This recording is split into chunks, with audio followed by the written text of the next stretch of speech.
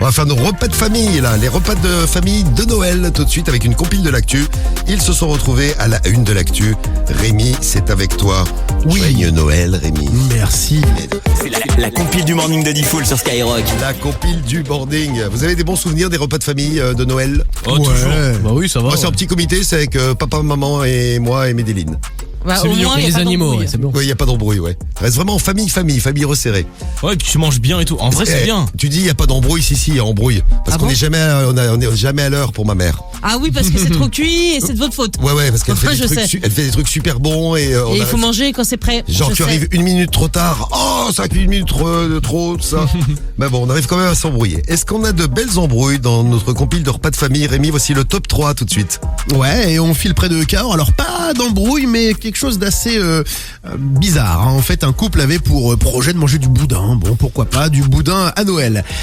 Bon, ils achètent leur boudin et ils le font J'en ai cuire. quelques-uns à proposer. Le jour de Noël arrive et au bout de quelques bouchées, ils ont eu une désagréable surprise puisqu'ils ont retrouvé un mégot de cigarette dans le boudin. Ah ouais.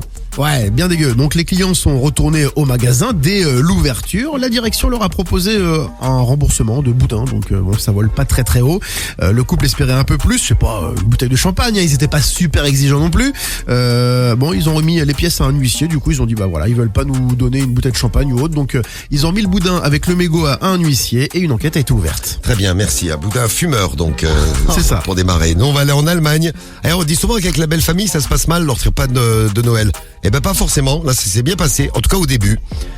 Au début, il y a une femme qui fête Noël avec le beau-père, donc le papa de la femme, avec le beau-fils, donc le mari de la femme. Et à un moment, ils s'absentent tous les deux.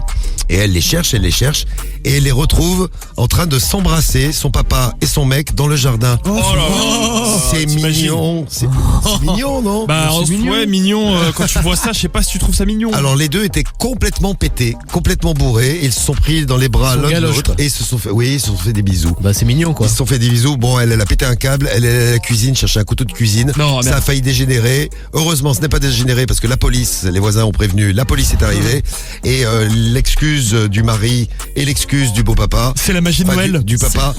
C'est la magie de Noël. C'est quand ils ont été un peu plus clairs, c'est on était complètement bourrés, on savait plus ce qu'on faisait. Mais bon, Ouais. pour une fois où les beaux-parents s'entendent bien avec les beaux Ouais, c'est clair, les ouais. beaux Ouais, ouais. enfants, c'est sympa. C'est une belle histoire que je voulais vous raconter ce matin. Vive les repas de Noël. Et à la place numéro 1, À la place numéro 1, on file près de Limoges. Alors là, c'est une bonne engueulade comme on les aime. Hein. Un beau-père s'est disputé avec son nouveau gendre. Voilà, il ne partageait pas les mêmes idées politiques. On le dit tout le temps, ne pas parler de politique jamais, à Noël.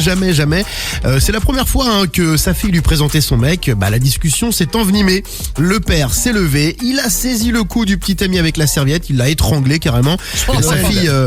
Et sa fille a dû frapper son papa sur la tête avec une casserole pour qu'il lâche prise et que son mec puisse à nouveau respirer parce que il était en train de devenir tout bleu. Ah oui, à ce point. Ouais, non, mais c'est parti loin. Alors, il a déposé plainte, hein, forcément. Le gendre, avant de la retirer quelques jours plus tard, certainement par amour, on ne sait pas quand même depuis s'il a accepté une autre invitation familiale. Hein.